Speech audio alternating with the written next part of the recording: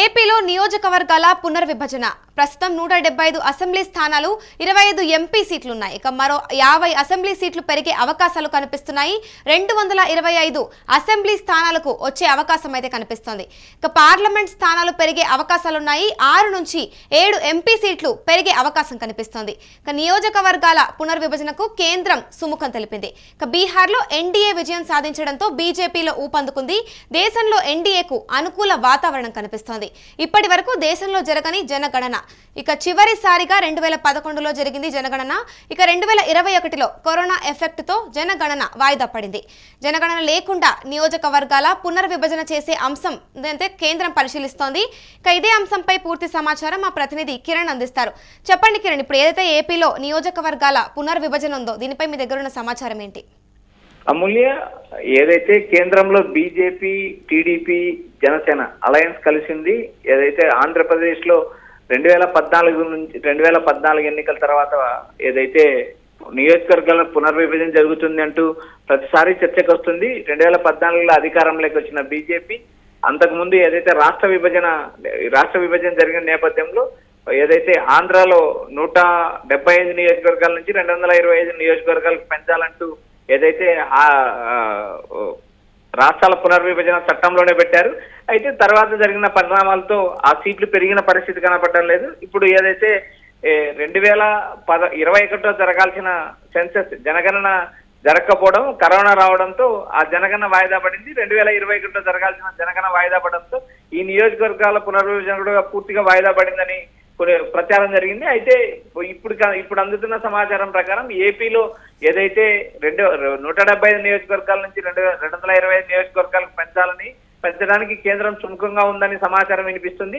ఈ గతంలో 175 ఇప్పుడైతే 175 ఉన్నాయి. 175 నుంచి 225 అసెంబ్లీ స్థానాలు, ఏదైతే 25 పార్లమెంట్ స్థానాలు ఉన్నాయి. 25 పార్లమెంట్ స్థానాల నుంచి మరో 6 స్థానాలు, 6 నుంచి 7 స్థానాలు, 31 లేదా 32 పార్లమెంట్ సెగ్మెంట్లు అయ్యే అవకాశాలు ఉన్నాయి. ఇదైతే జనగణనతో సంబంధం లేకోకుండా కేంద్రము ఈ ఏదైతే అసెంబ్లీ స్థానాలు పెంచడానికి ఏదైతే రాజ్యాంగంలో 10వ ఆర్టికల్ ద్వారా ఉన్న అవకాశాలను కూడా పరిశీలిస్తుందని మనకు సమాచారం వినిపిస్తుంది. ఏదైతే 2014 తర్వాత రాష్ట్ర విభజన తర్వాత నియోజకవర్గాల డీలిమిటేషన్ మరోసారి చర్చకు వచ్చింది అమూల్య. మరి ఇప్పుడు పార్లమెంట్ సీట్ల పెంపు ఏదైతే ఉందో అది బీజేపీకి ప్రధానంగా ప్రయోజనకరమని కూడా చర్చలు వినిపిస్తున్నాయి. దీని గురించి ఏమంటారు? అమూల్య, కేంద్రంలో బీజేపీ అధికారంలో ఉంది, మోడీ అధికారంలో ఉన్నారు. మోడీ తాను అనుకున్నది సాధించే వరకు నిద్రపోని వ్యక్తి అని అందరికీ తెలుసు. అయితే 2014 నుంచి టీడీపీ వరుసగా కోరుతూనే ఉంది ఆంధ్రప్రదేశ్ లో అసెంబ్లీ నియోజకవర్గాలు పెంచాలి, నియోజకవర్గాలు పెంచితే కొంత రాజకీయ నిరుద్యోగులకు కూడా అవకాశం కల్పించే అవకాశాలు ఉన్నాయి. ఏదైతే 175 నుంచి 225 స్థానాలు పెంచితే అది ఏదైతే టీడీపీ కూటమికి అనుకూలంగా ఉంటుంది, అదేవిధంగా అనుకూలంగా ఉంటుందని ఒక ప్రచారం నడుస్తుంది. అదేవిధంగా పార్లమెంట్ స్థానాలు ఏదైతే 6 నుంచి 7 పార్లమెంట్ స్థానాలు పెరగడం వల్ల అది బీజేపీకి లాభించే అవకాశాలు ఎక్కువ ఉన్నాయి. ఎందుకంటే గత 2019, 2024 ఎన్నికల్లో కూడా బీజేపీకి దాదాపు 6 ఎంపీ సీట్లు ఇవ్వడం జరిగింది. అయితే కేంద్రంలో ఉన్న బీజేపీ ఎంపీ సీట్లే కోరుకునే అవకాశం ఉంది.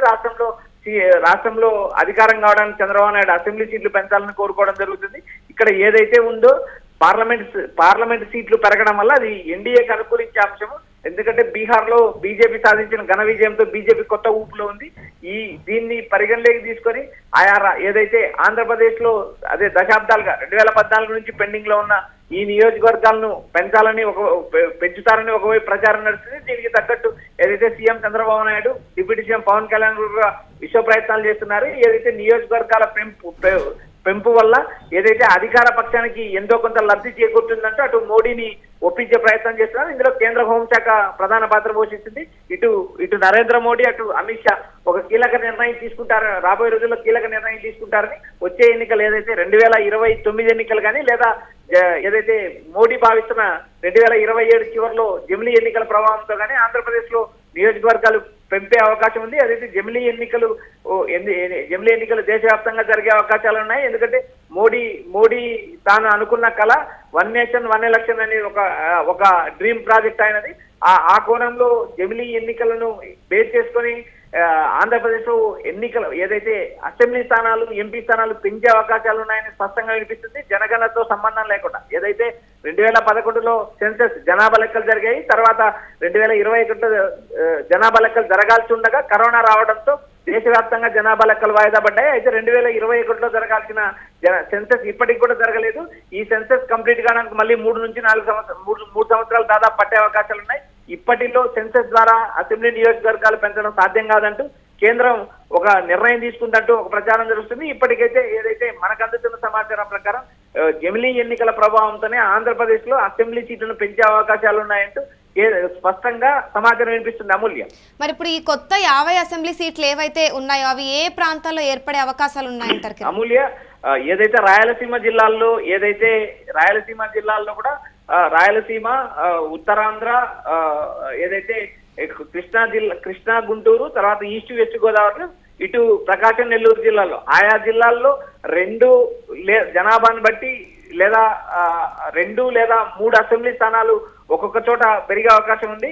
ఎందుకంటే ఉమ్మడి జిల్లాలను పరిగణలోకి తీసుకుంటే రాష్ట్రంలో దాదాపు 13 జిల్లాలు ఉన్నాయి కాబట్టి జిల్లాకు 2 కొన్ని చిన్న జిల్లాల్లో 2 స్థానాలు, కొంచెం పెద్ద జిల్లా తూర్పు గోదావరి, ఈస్ట్ గోదావరి, వెస్ట్ గోదావరి, కృష్ణా గుంటూరు, అనంతపురం లాంటి కొన్ని పెద్ద జిల్లాల్లో 2 లేదా 3 స్థానాలు పెరిగే అవకాశం ఉంది. రాష్ట్ర వ్యాప్తంగా ఏదైతే 175 నుంచి 225 స్థానాలు పెంచే అవకాశం స్పష్టంగా కనిపిస్తున్నాయి.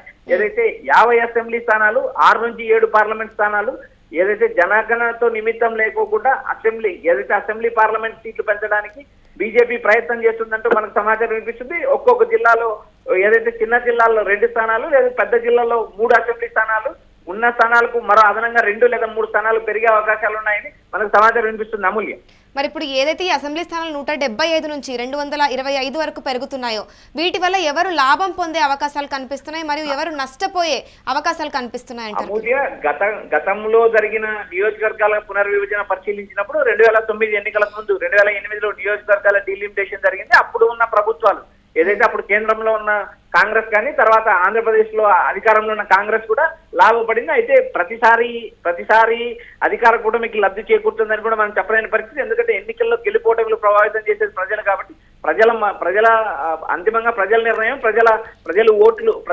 ప్రజా ఓటు, ప్రజాభిప్రాయమే ప్రథమం కాబట్టి ఎవరికి లబ్ధి చేకూరుతుందా ఎవరికి లబ్ధి చేకూరదా అనేది మనం ఇప్పట్లో అంచనాలు వేసే పరిస్థితి అనేది గతంలో ఏదైతే జరిగిందో, గతంలో అధికారంలో ఉన్న ప్రభుత్వాలకు కొంచెం మేలు జరిగిందని ప్రచారం జరిగింది. ఏదైతే కొన్ని మండలాల్లో అధికారంలో ఉన్న పార్టీ ఏదైతే ఉందో ఆ పార్టీ ఒక నియోజకవర్గాన్ని పరిశీలించినప్పుడు ఏదైతే ప్రతిపక్షానికి బలమున్న మండలాలు తీసుకెళ్లి పక్క నియోజకవర్గంలో కలపడం, లేదా పక్క నియోజకవర్గంలో అధికార పార్టీకి బలమున్న మండలాలను తీసుకొచ్చి ఈ నియోజకవర్గంలో కలపడం, ఇలా చేయడం వల్ల కొంత అధికార పార్టీకి లబ్ధి చేకూరుందని గతంలో ప్రచారం జరిగింది. అయితే ఇప్పుడు నియోజకవర్గాల డీలిమిటేషన్ వల్ల ఏదైతే అధికార పార్టీకి లాభం చేకూరుతుందని మనం ఇప్పటికిప్పుడు చెప్పలేని పరిస్థితి. అయితే ఎన్నికల్లో గెలుపుకోవడం ప్రజలు ప్రభావితం చేస్తారు కాబట్టి ఆ రోజున ఉన్న పరిస్థితులు బట్టి అంచనా వేసే అవకాశాలు ఉన్నాయని సమాచారం వినిపిస్తుంది. అమూల్య, రైట్, థ్యాంక్ యూ కిరణ్.